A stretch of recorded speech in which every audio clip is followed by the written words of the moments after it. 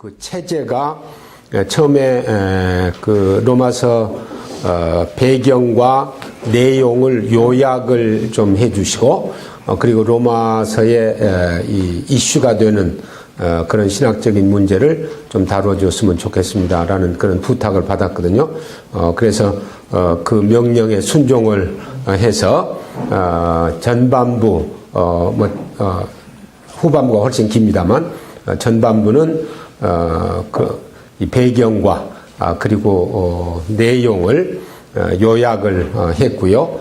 그 다음에 이제 후반부에서 이슈가 되는 구절들을 우리가 또 흔히 알고 싶어하는 그런 내용들을 성경을 주의하는 것을 바탕으로 해서 이해를 하려고 그렇게 접근을 했습니다. 우선 우리가 이 바울 서신을 이해를 할 때는 바울 사도가 그 서신들을 쓸 때 선교 여행을 하면서 일반적으로 썼습니다. 이제 마지막에 그 로마 감옥에 이제 갇혀서 쓸 때도 있었지만 그러나 그것은 몇 개 안 되고요. 일반적으로 이제 1차, 2차, 3차 로마 여행 이렇게 사도행전에 나타나는데 1차 때는 성경을 기록하지 않았습니다. 13장과 사도행전 13장과 14장에 나온 내용인데요. 그 1차 전도 여행은 성경을 기록하지 않았고 그리고 이제 15장에 그 우리가 아는 대로 이 예루살렘 공회가 열리거든요. 그 공회는 1차 전도 여행 때 문제가 됐던 이 율법의 문제, 할례 문제, 이 문제를 가지고 사도들의 그 의견을 묻기 위해서 이제 그 예루살렘으로 가서 예루살렘 공회가 열려서 거기 이 베드로도 이 얘기를 하고 사도가 아닌 야고보, 그러니까 예수님의 동생 야고보죠.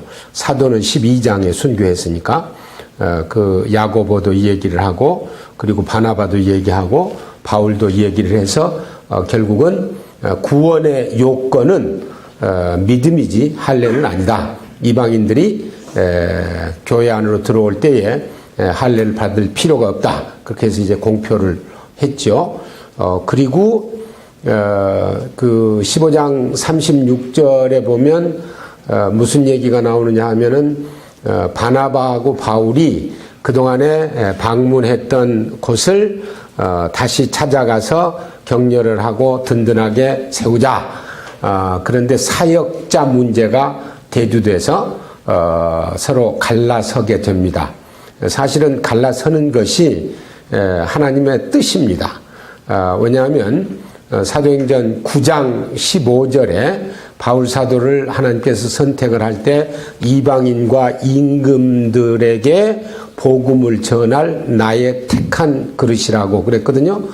그런데 이 바울 사도를 사용하실 하나님의 특별한 계획이 있으신데 그런데 바나바는 12사도들에게 속한 그런 사역자입니다. 그리고 우리가 그 사도행전의 흐름을 보면 이 바나바가 이 바울을 많이 도왔거든요.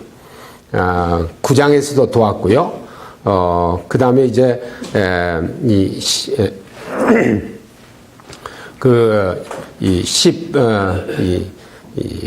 1장에서도 역시 도왔고요. 이제 많이 도왔기 때문에 이제 바울 사도가 바나바하고 같이 다니면 자기의 뜻을 다 펼칠 수가 없습니다. 그러니까 하나님께서는 이제 갈라놓아야 되는데 사역자 문제로 이제 갈라놓은 것을 저희들이 그 사도행전 15장에서 보는데 거기 사도행전 15장에서 이런 말이 나옵니다. 바나바는 마가를 데리고 구브로로 가니라. 그게 사도행전에 기록된 바나바 이름의 마지막 언급입니다.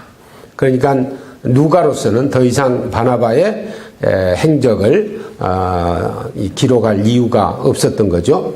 그리고 그 다음서부터 이제 바울 얘기로 등장을 해서 1차 전도 여행이 13장과 14장이고요. 그때는 이제 성경을 기록하지 않았고, 그리고 2차 전도 여행이 16장과 15장은 공회니까 16장에서 18장까지입니다. 그리고 이제 3차가 18장에서 21장까지고, 그리고 이제 바울이 이제 로마로 가는 것이 27장과 28장, 그리고 그 중간이 예루살렘과 예루살렘 지역에서, 그리고 가이사랴 지역에서 왔다 갔다 한 그런 기록이 거기 나오는데, 이 로마서는요, 3차 전도 여행 때 기록한 겁니다. 그러니까 이제 그 3차 전도 여행을 다시 안디옥에서, 수리아 안디옥에서 떠나가지고 곧바로 에베소로 갑니다. 그래서 에베소에서 우리가 아는 대로 사도행전 20장에 3년 동안 거기서 목회를 하거든요. 교회 개척을 하고 3년 목회를 한 다음에 거기서 고린도 전서 쓰고요. 그리고 이제 여행을 또 떠나서 빌립보에 가서 고린도 후서를 씁니다. 그리고 빌립보에서 데살로니가를 거쳐서 베레아로 해서 이제 다시 고린도까지 가는데, 고린도에서 약 3개월 체제를 합니다. 3개월 체제하는 그 뒷부분에서 이제 이 로마서를 써요.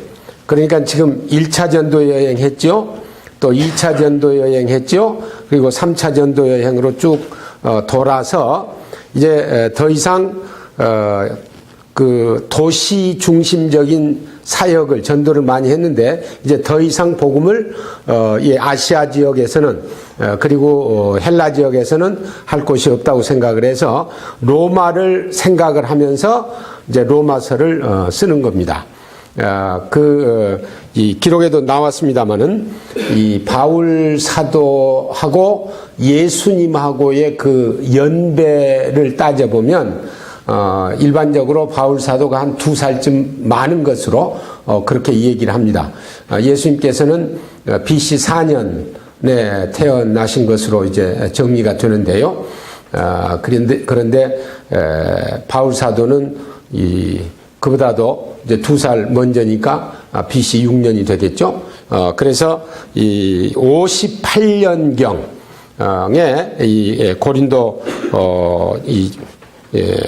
에서 이 로마서를 기록을 하는데, 58년이니까 6년을 더 플러스하면 64세 정도쯤, 60대가 넘어서 이 로마서를 기록을 했다, 이렇게 생각을 할 수가 있습니다. 그러니까 그렇게 기록을 하게 된 것은, 사실은 로마는 바울 사도가 가보기 전이거든요.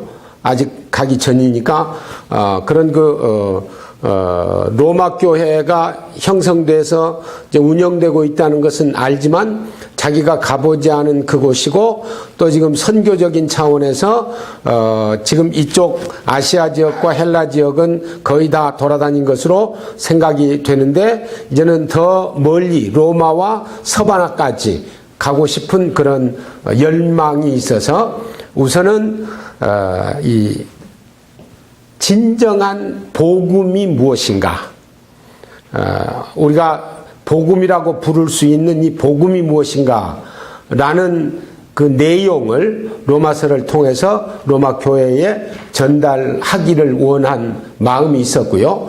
또 한 가지는 이제 선교적인 차원에서 15장에, 로마서 15장에 나온 것처럼 내가 너희들을 만나서 너희들이 도와주면 서바나까지 가서 복음을 전하기를 원한다. 거기 이제 이 쿠클로라는 용어가 나오는데요. 그러니까 우리가 아는 대로 그 지중해를 중심으로 해서 팔레스틴, 그 다음에 터키, 그리고 또 이탈리아, 헬라 이탈리아, 서바나, 그리고 북쪽 이 아프리카 지역 이렇게 쭉 돌아서 그 지중해 주변에 사람들이 많이 살고 있었거든요.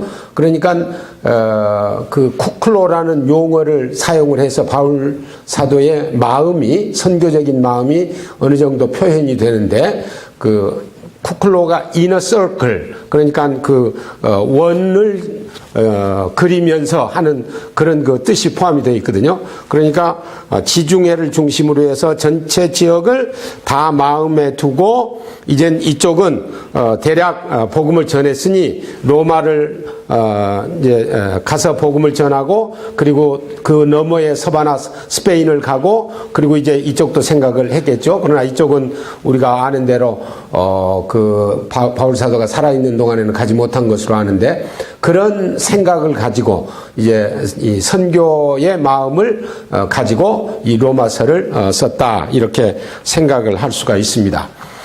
그러니까 이 바울 사도는 이 로마서 그 16장을 쓰면서 자기 마음 속에 가장 크게 두 가지, 복음의 내용이 뭔가, 또 하나는 선교적인 비전, 이걸 가지고 그 로마 교회를 향해서 로마서를 썼다, 이렇게 생각을 할 수가 있습니다. 우리가 바울을 생각을 할 때요, 늘 마음속에 신약 성경을 기록한 사람 중에 신약 성경을 가장 많이 기록한 사도다, 그렇게 이제 이해를 합니다. 그렇죠? 이 밥들 다 안 드셨어요? 답이 없어요. 예. 그런데요, 권수로는 바울 사도가 많이 썼습니다. 근데 분량으로는 사실은 누가입니다. 예, 누가하고 사도행전을 합치면 그 분량으로는 로마서에서부터 빌레몬서까지 합친 것보다도 조금 더 많습니다. 그런데 이제 나타난 게 권수로 로마서에서 그냥 쫙 13개가 나오니까 우리의 머릿속에 딱 입력이 돼가지고 바울 사도가 제일 많이 쓴 것으로 생각이 되어지는데, 한번 비교를 해보시면 재미가 있습니다. 이 장수는 아무래도 바울 사도가 우리가 가지고 있는 성경으로 더 많이 쓴 것으로 생각할 수밖에 없죠. 장수는. 그러나 절수로 따지면요, 사도행전과 누가복음이 더 많고요. 그리고 이제 제가 이 헬라어 성경을 가지고 왔는데, 헬라어 성경 그 페이지 수를 로마서에서 빌레몬서까지 페이지 수를 딱 정리를 하고요. 그리고 이제 책과 책 사이에 빈 것도 있잖아요. 그거까지 합쳐가지고 딱 정리를 하고, 그리고 누가복음과 사도행전을 정리를 하면 페이지가 누가복음과 사도행전이 조금 더 많습니다. 어쨌든 이제 그런 상황인데요. 그럼에도 불구하고 이 하나님께서 이 바울 사도를 통해서 우리가 아주 중요하게 생각하는 그런 그 로마서를 우리에게 남겨주신 걸 생각할 때 감사할 뿐이죠. 그리고 또 한 가지 이제 우리 이 머릿속에 잘못 입력되어 있는 것을 고치기를 원하는 것은요, 로마서가 바울 서신 13개 중에 왜 제일 먼저 등장하느냐, 이제 그 질문을 하면 어떤 분은 로마서가 가장 중요하니까 이 교리를 잘 가르쳐주는 그런 내용이니까 그렇다, 그렇게 이제 답을 하는 경우가 있는데요. 그것도 틀렸습니다. 그게 아니고 분량입니다. 분량. 로마서의 분량이 13개 분량 중에 제일 많습니다. 16장 아닙니까? 그 다음에 고린도전서 16장, 그 다음에 고린도후서 13장, 갈라디아서 6장, 에베소서 6장, 빌립보서 4장, 그렇게 점점 내려가 가지고 마지막에 빌레몬서 1장. 그러니까 16장에서 1장으로 이렇게 쫙 내려가거든요. 분량 때문에 제일 먼저 배치가 됐다 하는 사실을 이제 로마서를 이제 공부하는 시간이니까 그 잘못된 인식을 가지고 있었으면 정리를 했으면 좋겠고요. 그리고 로마서는 16장으로 되어 있는데 그 내용을 세 단락으로 나눌 수가 있습니다. 1장에서부터 8장까지 하고요. 그리고 9장, 10장, 11장 하고 그리고 12장서부터 16장까지 하고 크게 세 단락으로 나눌 수가 있는데 우선 1장서부터 그 첫째 단락을 대략 보시면 좀 이따가도 이제 언급을 하겠습니다만은 로마서 시작하자마자 그 복음이라는 용어가 나옵니다. 1절에 복음이 나와요. 2절에도 복음이 나와요. 그리고 그 복음이 아들에 관한 것이라고 정리를 해요. 그렇게 이 복음에 대해서 정리를 하기 시작하면서 그러면서 이 그리스도를 통한 이 복음이 필요한데 왜냐하면 그리스도 안에서 의를 우리가 찾을 수 있기 때문에 그런데 그 의가 왜 필요하냐? 그래서 2장과 3장, 1장과 2장에 인간이 모두 다 죄인이기 때문에 그렇다. 그러니까 유대인도 죄인이고 이방인도 죄인이다. 모두 다 죄인이기 때문에 의가 필요하다. 그런데 이 문제가 생긴 게 이 한 사람이 잘못해서 그렇게 됐다. 그게 이제 3장의 내용으로 들어가거든요. 한 사람이 잘못해서 그랬다. 그래서 또 다른 한 사람이 문제를 해결할 것이다. 그런 다음에 의 문제를 4장에서 아브라함을 예로 듭니다. 아브라함이 의롭게 된 게 믿음으로냐 행함으로냐. 그래서 거기 4장에서는 아브라함이 100세나 되었음에도 불구하고 하나님께서 그에게 아들을 주시겠다고 하니까 믿었다. 그래서 그것을 의로 여겼다라는 말도 중요한데요. 의로 여겼다. 그거는 이 다음에 이제 언급이 될 텐데요. 그래서 이제 4장에서 아브라함을 예로 들어서 그렇게 의롭다 하는 것이 믿음으로다. 라는 얘기를 하고 그 다음에 5장에 가서는 이제 구체적으로 그 한 사람이 누구냐 하면은 아담이다. 그리고 또 다른 한 사람이 누구냐? 예수 그리스도다. 그래서 한 사람 아담 때문에 죄가 세상에 들어왔고 그리고 그 죄 문제를 해결하는 분이 바로 한 사람 예수 그리스도시다. 그렇게 이제 정리를 한 다음에 그러면 도대체 어떻게 이 예수 그리스도가 이루신 것을 우리가 소유할 수 있느냐? 6장에 가서 연합 개념이 등장합니다.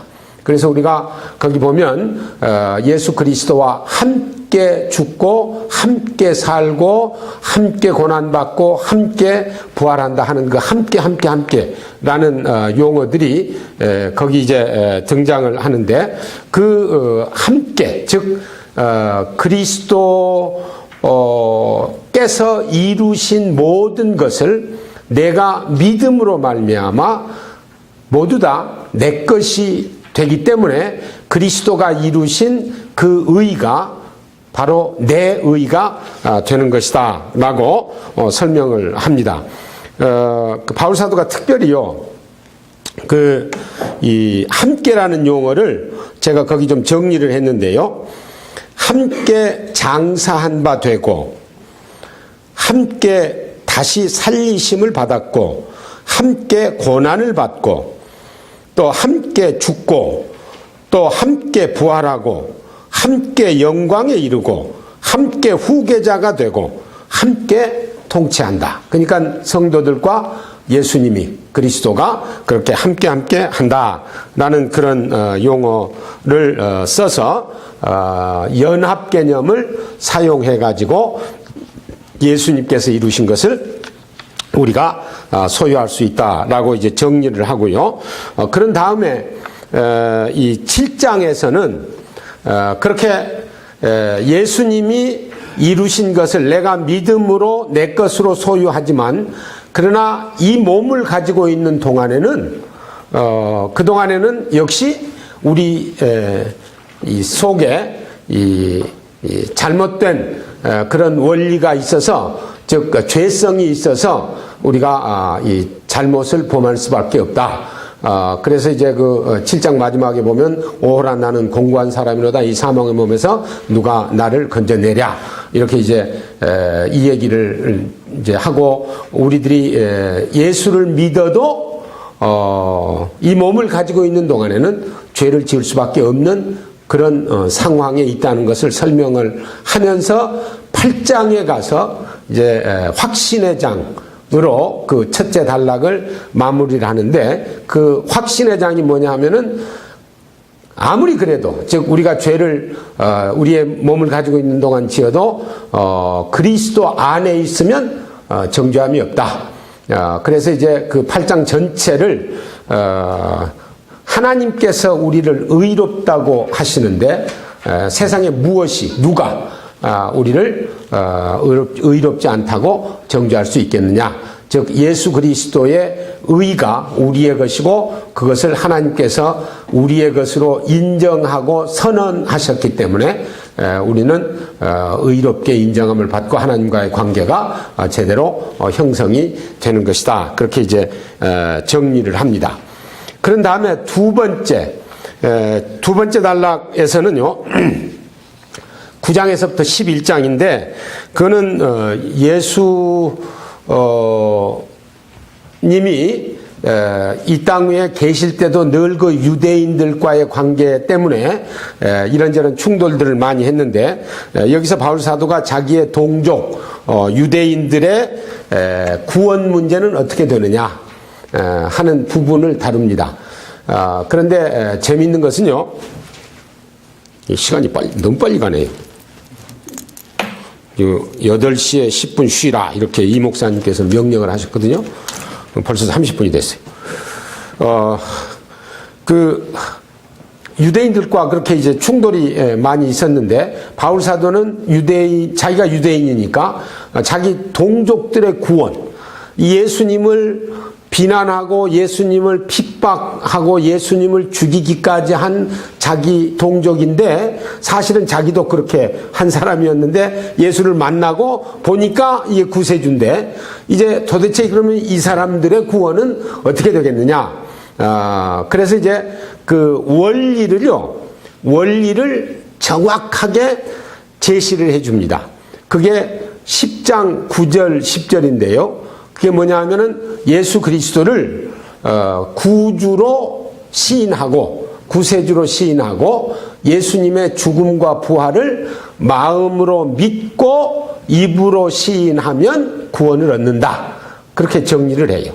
그러니까 요즘 한간에서 이 얘기하는 이 다음에 이스라엘은 국가적으로 이스라엘 백성으로 태어난 모든 사람은 다 구원함을 받을 거다.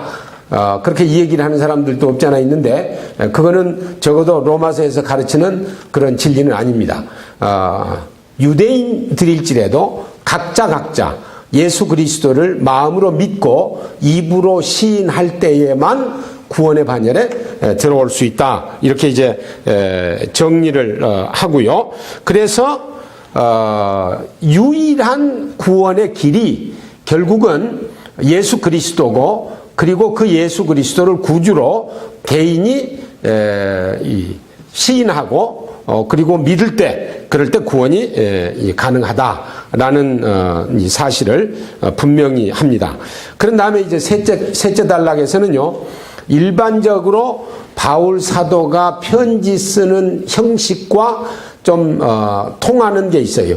무슨 얘기냐 하면은 대개 바울 사도가 편지를 쓸 때는 일반적으로 전반부는 교리적인 거, 후반부는 삶과 실천적인 거, 이거를 이제 기록을 하거든요.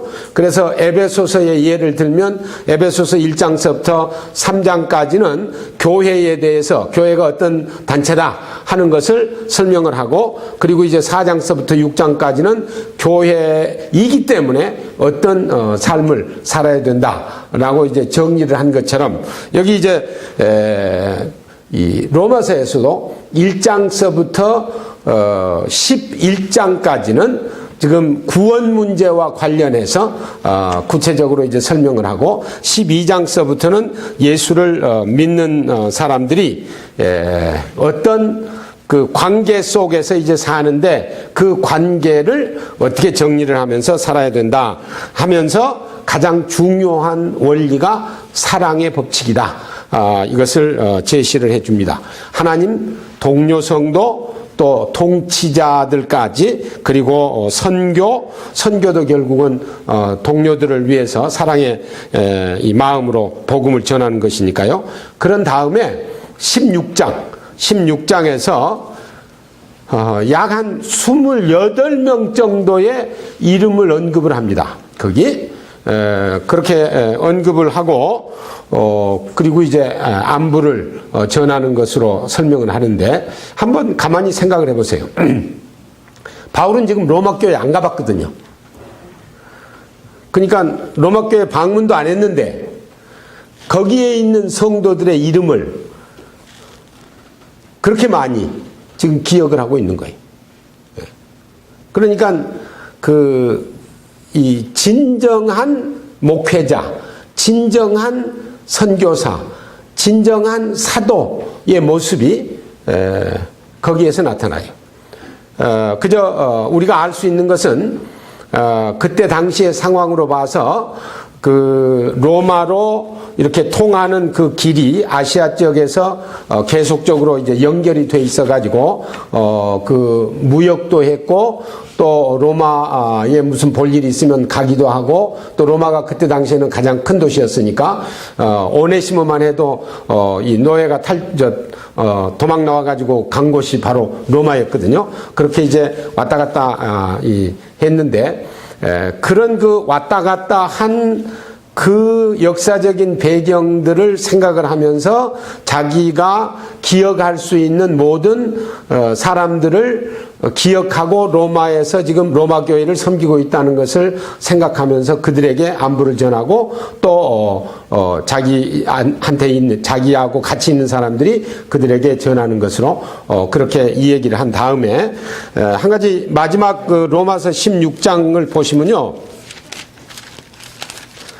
그 안부를 다 물은 다음에 25절 이하에서 전체적인 정리를 하는 모습을 보는데, 나의 복음과 예수 그리스도를 전파함은 영세전부터 감추어졌다가 이제는 나타내신 바 되었으며, 영원하신 하나님의 명을 따라 선지자들의 글로 말미암아 모든 민족이 믿어 순종하게 하시려고 알게 하신 바 그 신비의 계시를 따라 된 것이니, 이 복음으로 너희를 능히 견고하게 하실 지혜로우신 하나님께 예수 그리스도로 말미암아 영광이 세세 무궁하도록 있을지어다.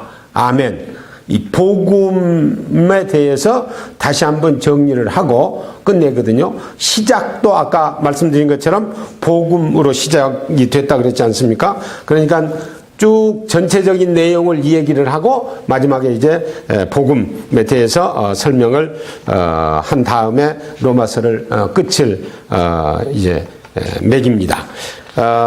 그게 이제 그 전체적인 그 요약으로 지금 말씀을 드린 것이고요. 이제 그 로마서에 나타난 좀 특별한 교훈들을 이제 같이 생각을 하도록 하겠습니다. 우선 1절에서 5절, 1장 1절에서 5절에 나오는데 특별히 3절과 4절이 이제 중점적으로 다뤄질 텐데요. 거기 좀 그 부분을 여시고 좀 보시면 좋을 것 같아요.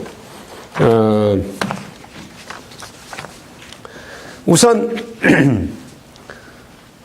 거기 3절에 보면 그 아들에 관하여 말하면 육신으로는 다윗의 혈통에서 나셨고 성결의 영으로는 죽은 자들 가운데서 부활하사 능력으로 하나님의 아들로 선포되셨으니 곧 우리 주 예수 그리스도시니라 그랬는데, 아까 말씀드린 것처럼 지금 바울 사도가 로마 교회에 이 진짜 복음의 내용이 뭐다라는 것을 지금 소개를 하기를 원하는 마음이 있어서 1절에 하나님의 복음을 위하여 택정함을 입었다. 2절에 이 복음은 하나님이 선지자들을 통하여 그의 아들에 관하여 성경에 미리 약속하신 것이라. 거기 2절에 그의 아들은 예언적으로 사용한 아들입니다. 그러니까 선지자들을 통하여 그의 아들에 관하여 성경에, 이게 구약을 가리키거든요. 그 성경에 미리 약속하신 것이라. 그랬으니까 2절에 그의 아들은 예언적으로 사용한 아들이거든요. 그런데 3절에 그 아들에 관하여 말하면 이거는 성육신한 내용입니다. 그러니까 이미 구약의 예언에 따라서 성육신한 아들을 지금 염두에 두고 말씀하면서 하시는 말씀이 육신으로는 다윗의 혈통에서 나셨고 성결의 영으로는 죽은 자들 가운데서 부활하사 능력으로 하나님의 아들로 선포되셨다. 그렇게 지금 이 얘기를 했어요.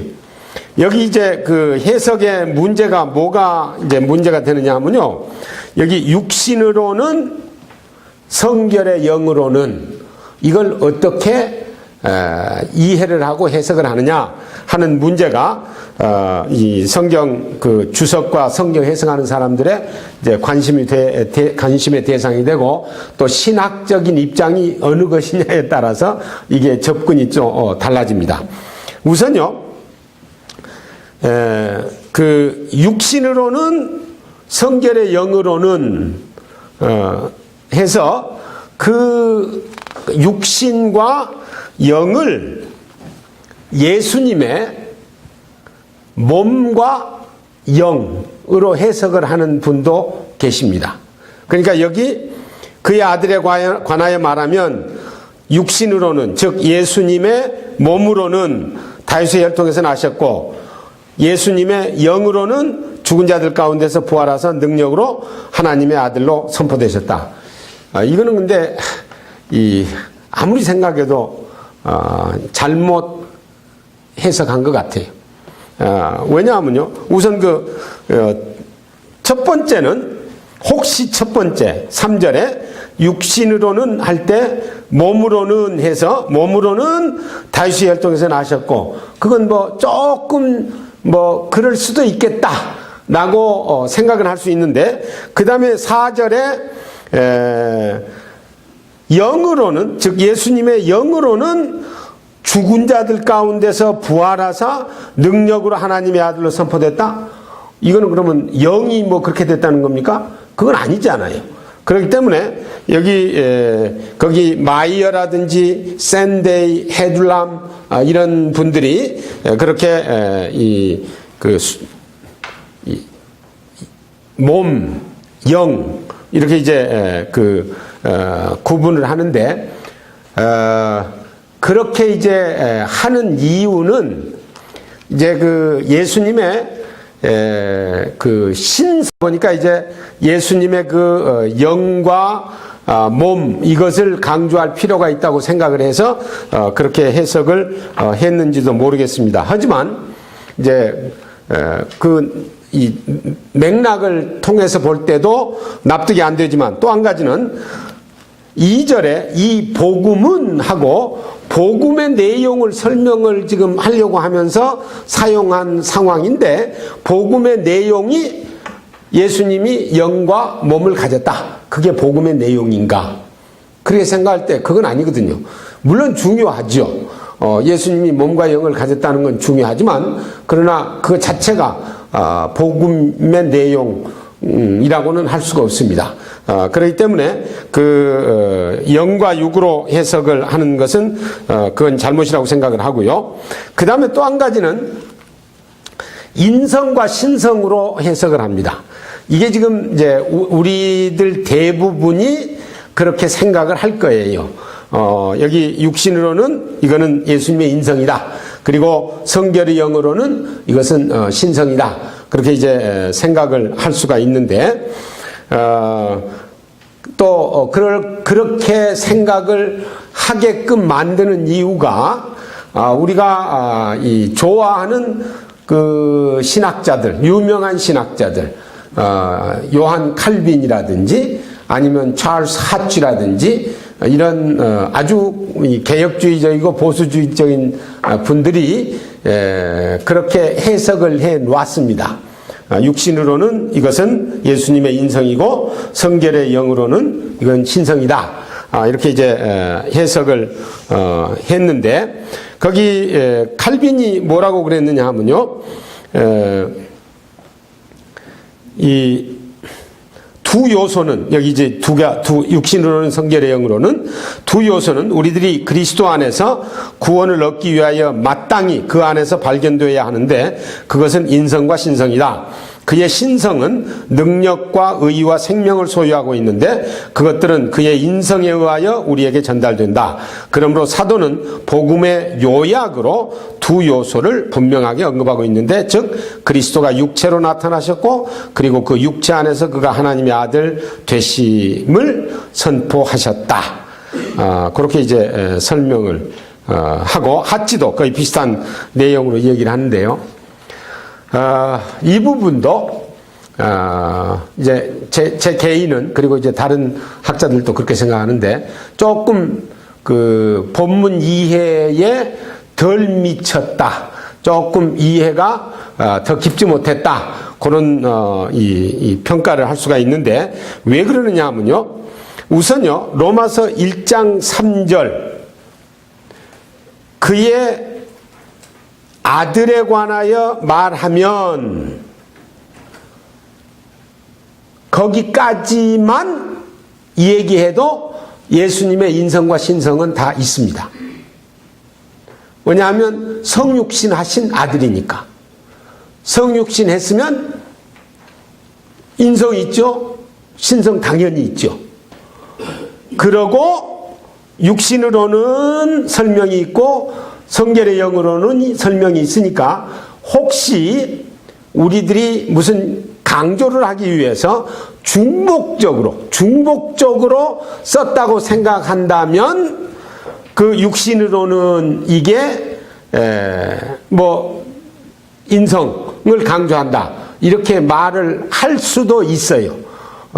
그러나 여기서 성결의 영으로는과 육신으로는이 대칭이 되어 있기 때문에 이걸 같이 아들에게 연관을 시키면 그거는 설명을 하는 것이지, 아들을 설명하는 것이지 아들의 존재를 분석하는 것은 아니다 하는 얘기입니다.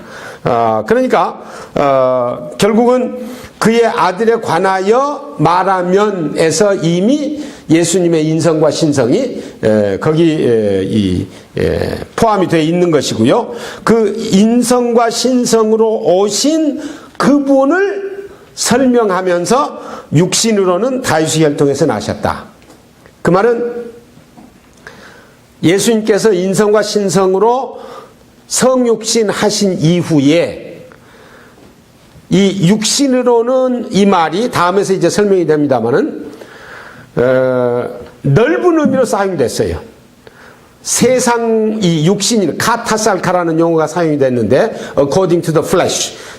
그런데 그 flesh라는 말이 성경에서 사용될 때 우리의 이 flesh 이것을 가리킬 때도 있지만 뿐만 아니라 넓은 의미, 즉 세상이라든지 자기가 존재하는 환경이라든지 이런 의미로도 성경에서 이제 사용이 됐거든요. 그렇기 때문에 예수님께서 태어나셔서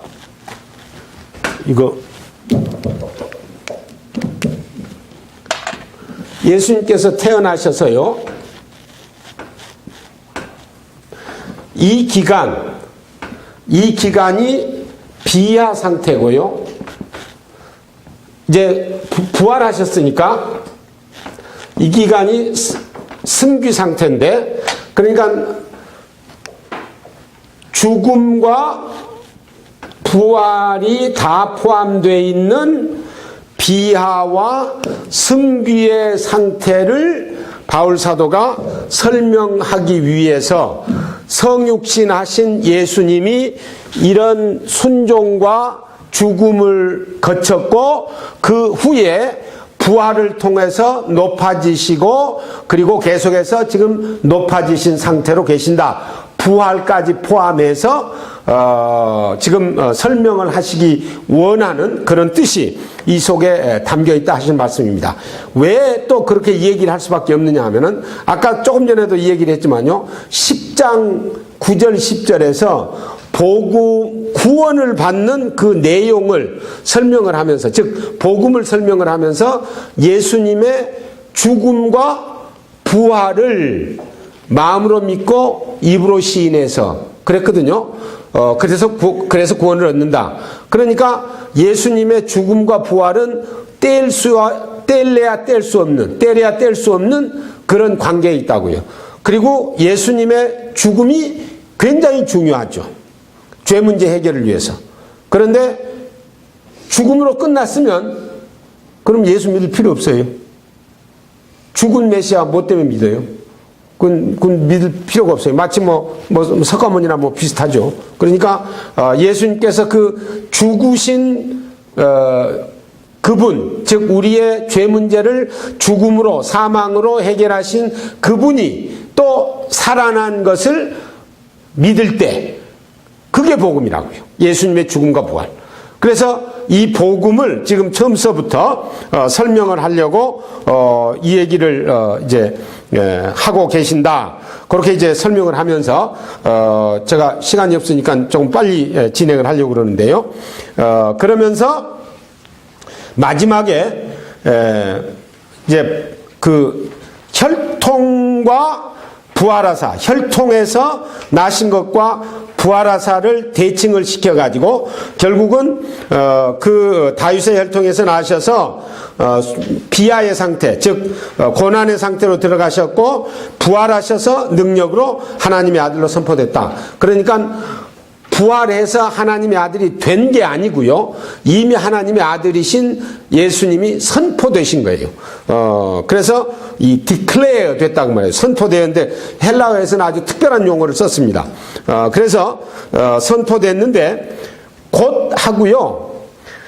우리 주 예수 그리스도라는 용어를요. 모두 다 소유격을 사용했습니다. 주도 소유격, 예수도 소유격, 그리스도도 소유격, 우리도 소유격. 왜 소유격을 그렇게 썼느냐? 그거는 2절에 3절에 아들에 관하여 할 때 그 아들이 소유격이거든요.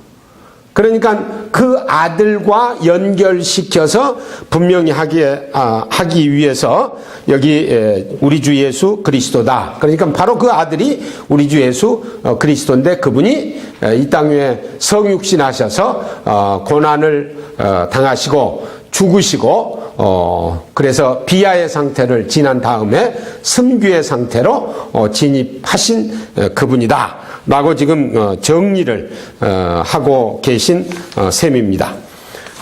그 다음에요. 이게 할 게 많으니까 쭉 지나가서 페이지가 제 것은 12페이지인데 아마 12페이지나 13페이지쯤 되겠죠? 그 다음 바울이 증거하는 하나님의 의에 대해서 좀 같이 생각하기를 원하는데요. 그거는 로마서 1장 17절에 보면 거기도 복음에는 그러죠. 지금 복음 설명했는데 복음에는 하나님의 의가 나타나서 믿음으로 믿음에 이르게 하나니 기록된 바 오직 의는 믿음으로 말미암아 살리라. 여기 하나님의 의라는 용어가 로마서에 사용된 게 로마서 1장 17절과요. 3장 21절 22절과 그리고 로마서 10장 3절 여기 하나님의 의라는 용어가 사용이 되는데, 특별히 그 하나님의 의를 설명하면서 복음에는 하나님의 의가 나타나서 그랬거든요. 그러니까 조금 전에 설명이 복음은 예수님이 성육신하셔서 순종하고 죽고 부활하신 승궤, 비하와 승궤의 내용 전체가 복음의 내용이다. 그렇게 얘기를 하고 그것이 아들과 연결이 됐고요. 그런데 복음에는 하나님의 의가 나타났다. 이렇게 지금 정리를 하는 거거든요. 그래서 바울 사도가 이 로마서 그 세 구절, 세 구절에서 이 사용하는 하나님의 의, 이거는 인간의 공로는 전혀 들어가지 않습니다. 인간의 공로는 그래서 이 의는 인간의 행위라든지 인간의 공로를 통해서 형성된 의가 아니고 율법과는 무관한, 즉 예수님의 죽음과 부활을 통해서 성취하신 그 하나님의 거룩한 의를 뜻한다. 이렇게 생각할 수 있습니다. 요즘에 이제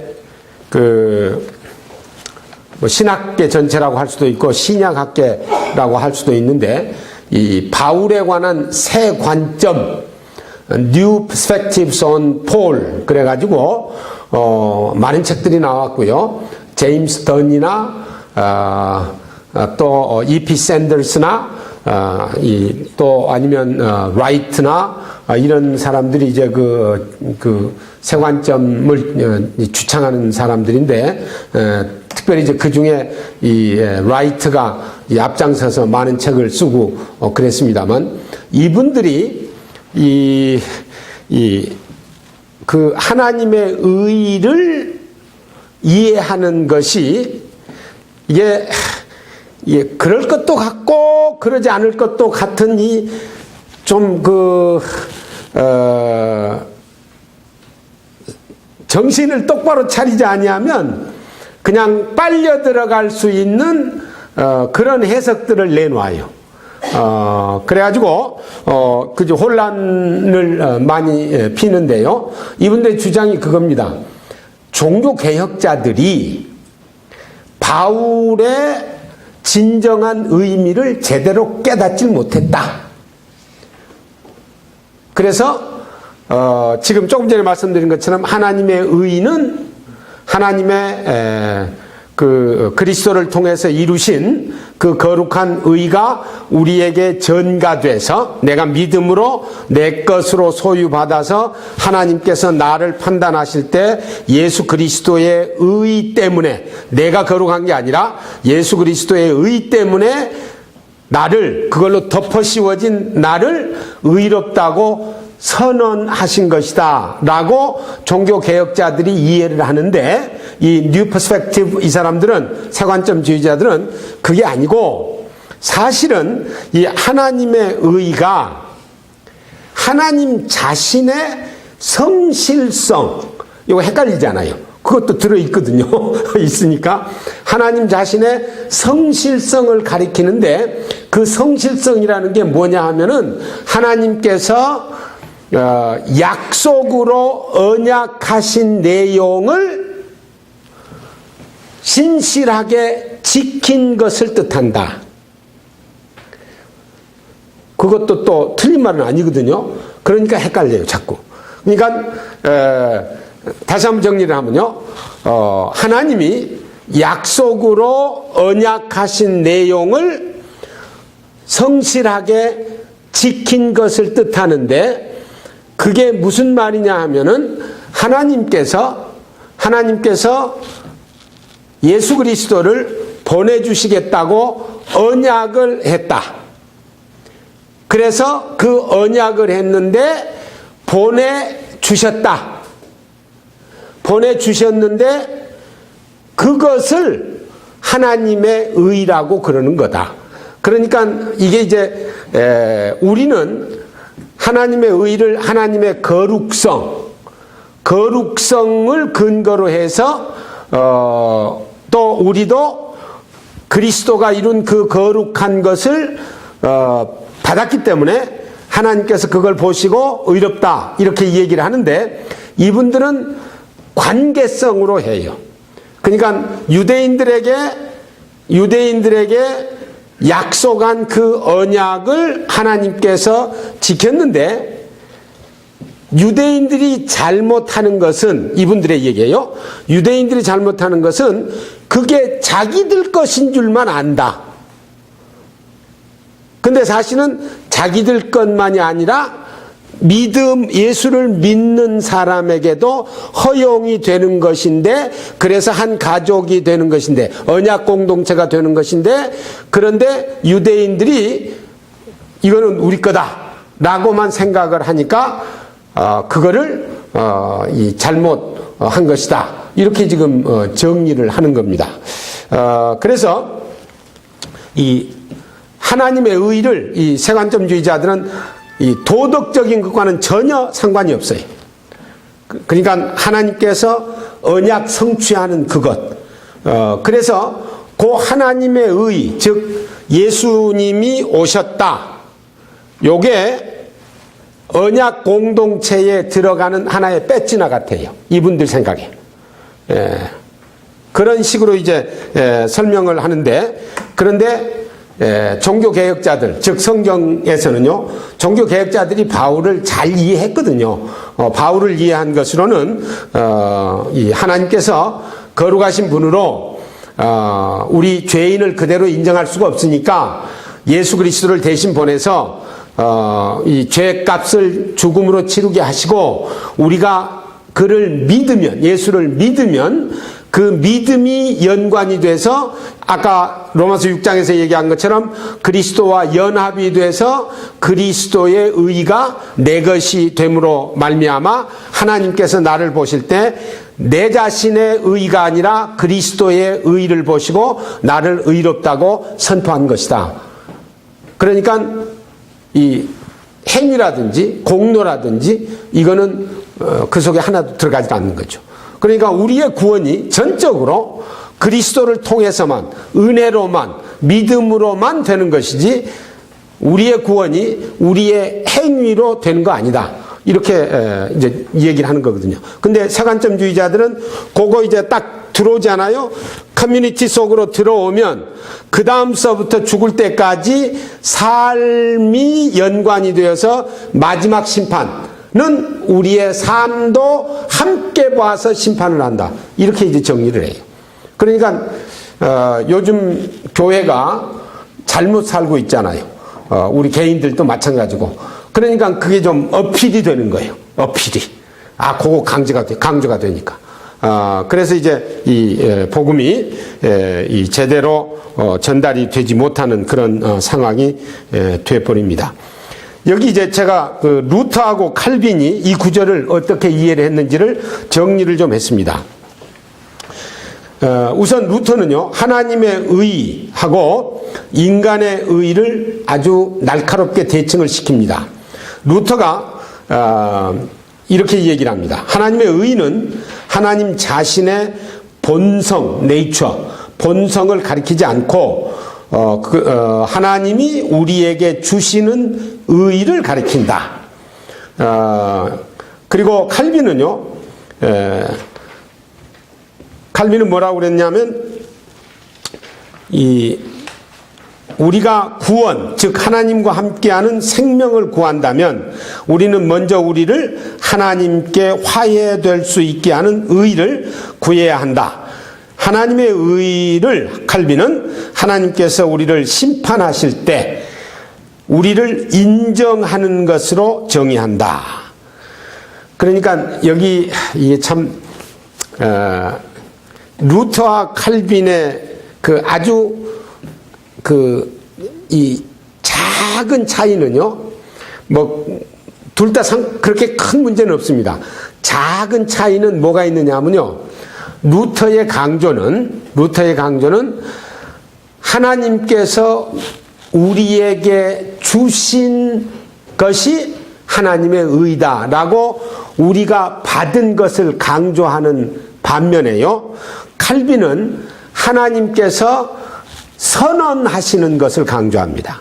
그러니까 선언의 내용이 그리스도의 의니까, 그러니까 칼빈이 조금 더 그리스도에게 더 많이 의존되도록 강조하는 부분이 있다 하는 것을 여기서 정리를 할 수가 있겠습니다.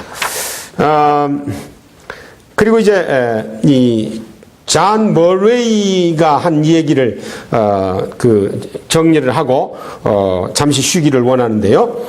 존 머레이가 그 부분에 대해서요, 유일한 답은 행위와 반대되는 믿음의 특별한 성질에 있다. 행위로 의롭게 되는 것은 항상 사람이 누구요, 어떤 일을 했느냐에 근거를 둔다. 그것은 항상 의롭게 된 사람과 연관된 미덕을 생각하는 방향으로 흐른다. 믿음의 특별한 성질은 다른 사람을 믿고 의탁하는 것이다. 그것은 본질적으로 타향성, extrospective, 타향성이며 그 점에서 행위와 정반대가 된다. 믿음은 자기를 부인한다. 행위는 자기를 칭찬한다. 믿음은 하나님이 하신 것을 바라본다. 행위는 우리들에게 경의를 표한다. 이 대칭적인 원리가 사도로 하여금 믿음의 원리에서 행위를 완전히 배제하도록 근거를 제공한다. 그렇게 하나님의 의는 행위가 아니라 온전히 믿음의 원리에서 이루어지는 그런 의다. 그래서 예수님께서 이루신 그 의를 우리가 믿을 때 그것을, 그 의가 우리에게 전가받아서 우리들은 의인이라고 선포되는 그런 존재가 바로 우리들이다. 이렇게 지금 정리를 하는 겁니다.